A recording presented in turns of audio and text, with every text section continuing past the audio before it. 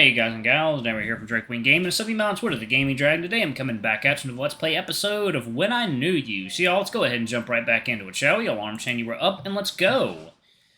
Taking a good look at him, I could see why David was attracted to him. He's very pretty. That's the only word that really fits Aster. It made me wonder if David ever compared the two of us when he was with him. If he thought Aster was better than me.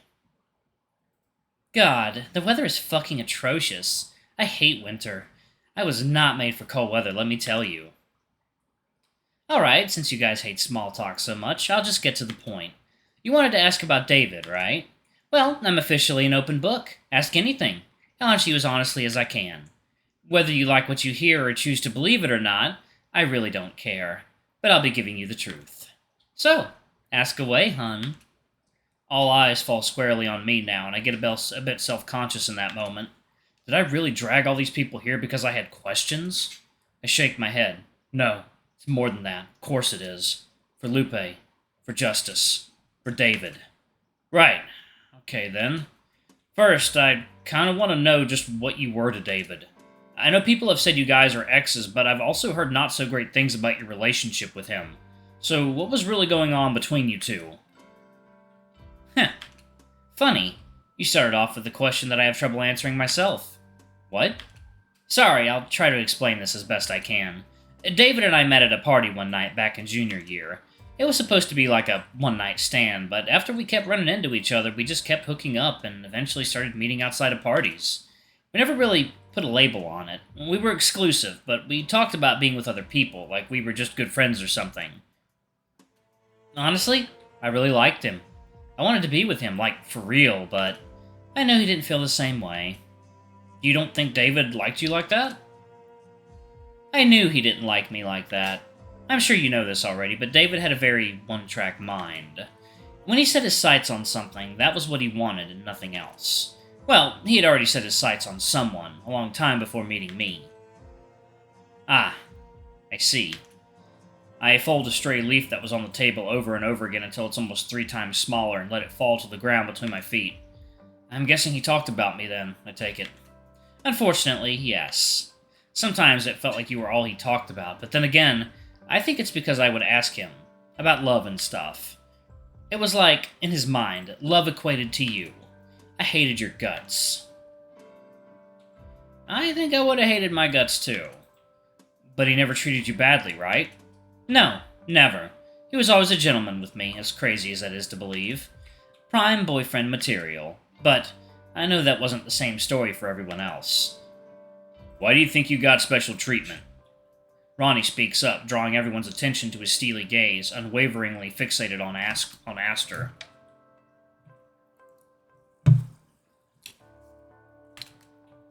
Why were you any different than the rest of us? I don't know. Maybe because he was fucking me? Or maybe because you were giving him something else he wanted, something he felt he needed. Oh, I get it. The drugs. Why the hell does everyone assume David got the drugs from me? Marcus accused me of the same shit.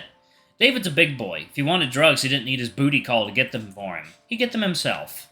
Like, sure, we do them together, but that doesn't mean I gave it to him. Ronnie just snorts and looks away, disgusted. Marcus accused you? Now Adrian pipes up, nervously fiddling with his jacket zipper.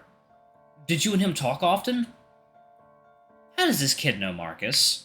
Everyone knows Marcus. Huh, go figure. Anyway, yeah, I knew Marcus pretty well. He would always Oh, wrong voice. Anyway, yeah, I knew Marcus pretty well. He would always try to steer David away from me, said I was a bad influence. And not that he was wrong, but fuck him, you know? I gave him a glare, and he holds his hands up innocently. Ooh, did I hit a nerve? I was wondering how long it'd take for him to finally win you over. Tell me, from bottom to bottom, is he rough? Oh god. What? He's definitely the choking type, isn't he? How big we talking? 7 inches? 8? Can you shut up? Jeez, don't get your panties in a twist, big guy. I was just curious.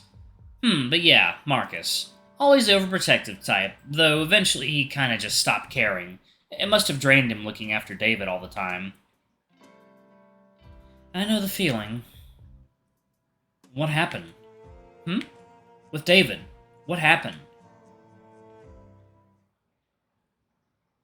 He got too cocky. He thought Smoke was his chum and that he'd never get mad at him for all the money he owed. It was the beginning of March when shit started to get hairy for him. He was out of cash, out of people to beg for money, out of IOUs.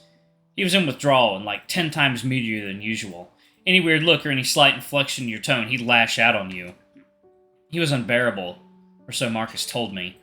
David had stopped coming over to my place around that time. He couldn't even afford the $1 for the bus fare. Or rather, he was just saving every penny he had. In any case, I wasn't there when he ran away. It all happened so quickly. Marcus came over to my place the day after David left to see if he was hiding under my bed or something. When I asked him what had happened, all he told me was that Smoke had gone after David and that he had to leave. Is that it? Huh? That's nothing I didn't already know, Aster. Well, maybe you're just not asking the right questions, Callum. Second, y'all. Water time. Alright, guys and gals, and we are back. Let's go ahead and jump back in, shall we? Okay. I reach for my pocket and pull out the paper, now a little wrinkly from being touched so much, and place it on the table. What is this? A flower. Can't you tell? You're not really my type, hon. Flattered, though. David used to make these for me when we were kids. This... I slide it closer to him. Showed up taped to my window 3 nights ago. That's so. He picks it up with a sort of apathetic expression on his face and examines it a bit. So what? What are you asking me, Callum? He says this like he already knows what I'm asking, but refuses to just outright tell me things if I don't enunciate it as a question first. Is David still here? In Pricefield? Nope. He slides the flower back to me, bored. That all? Is he somewhere else then? Do you know where he is? Can't say I do.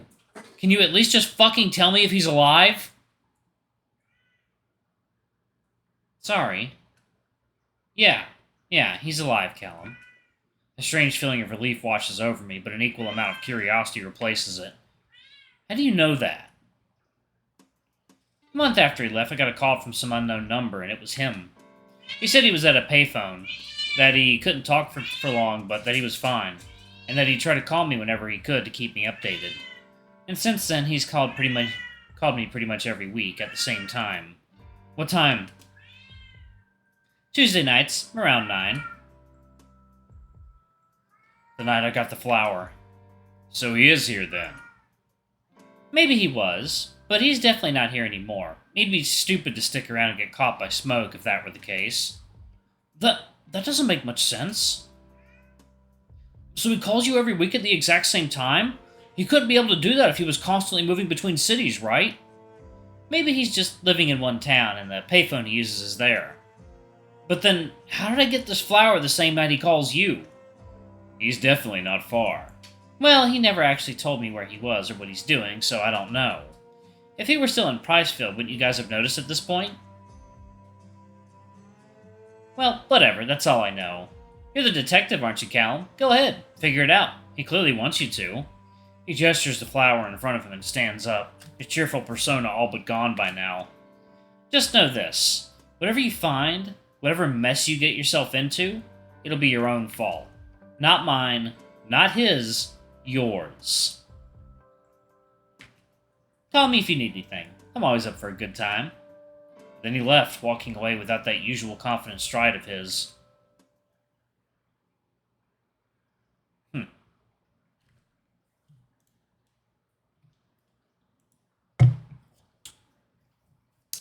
All of this replays in my head as I lay on Marcus's bed, the softness of his sheets and the familiar smell of him lulling me to sleep, warping my thoughts in the process.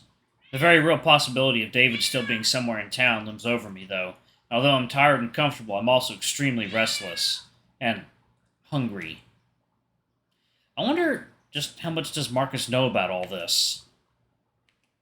Maybe I really should try and trust him more. At the very least, trust him enough to talk to him about this kind of stuff. His bed is really comfortable, though. Hey. Something slimy touches my lips, and I open my eyes to see a spoonful of macaroni poking my mouth. What? Eat up! I sit up and scooch away, wiping my mouth with the cheese. Ew, Yeah, Marcus, come on! What? I thought you were hungry. Well, wake me up before you feed it to me. He laughs and sits beside me on the bed, the bowl of macaroni in his hand. Can I spoon feed it to you? What? Why? Please? 1 spoon. Yes. He excitedly offers a spoonful to me, grinning sadistically. Come on, baby, eat up. Does macaroni make you horny? This is just something I've always wanted to do. You're so weird. You use my pecs like bongos. That's totally normal. Okay, fine. You win. Open my mouth and let him shove the spoonful into it, his tail wagging happily behind him. It's kind of hot, but it is pretty good, and I nod to him approvingly. Congrats! You'd make a good wife someday. Har, har, har. Guarantee you'll be the one wearing the apron. We'll see. He hands me the bowl and lays down, sighing as he puts his hands behind his head. You sleep at all? Kinda. I ate another spoonful, chewing slowly. Your bed's pretty comfy. Thanks. You can sleep here whenever. He winks at me and I smile, looking away. Thanks, by the way, for the food. Anytime, Cal. He puts a hand on my thigh and rubs it affectionately, his other arm covering his eyes. I take his right hand in my left and squeeze it. He squeezes back, rubbing his thumb across my knuckles. Marcus, I need to trust him. If I can't trust a guy who loves me like this, then what kind of a partner would I be to him? No. Have to be someone deserving of his love. Hey, Marcus? Could I ask you some stuff? About David? He sits up slowly, scratching his head, looking at me weirdly. Yeah. Yeah, of course. What's up? I pick at the food, thinking over what I want to ask specifically. Hey, it's fine, man. Just ask anything. Alright. Did he ever tell you where he might go if, when he ran away? No, he didn't. Not something we would really talk about. I see. I take another bite and look at the ceiling, gulping loudly. What would you guys talk about? Well, sports, I guess. Shows, Pokemon even. I don't know, normal stuff. Makes sense. You must miss him a lot, huh? I look at him, wondering if he's mad again, but no, there's no real malice in his tone or expression. Seems like he's genuinely asking. Alright, I'm actually gonna pause it right there, y'all. Thank y'all so much for watching. Don't forget to like, comment, subscribe, ring that notification bell, and check out our Patreon or YouTube memberships if you can. It always helps. Anyway, I love you all, and I'll see y'all in the next video. Sorry for the fussy cat, y'all. Bye-bye!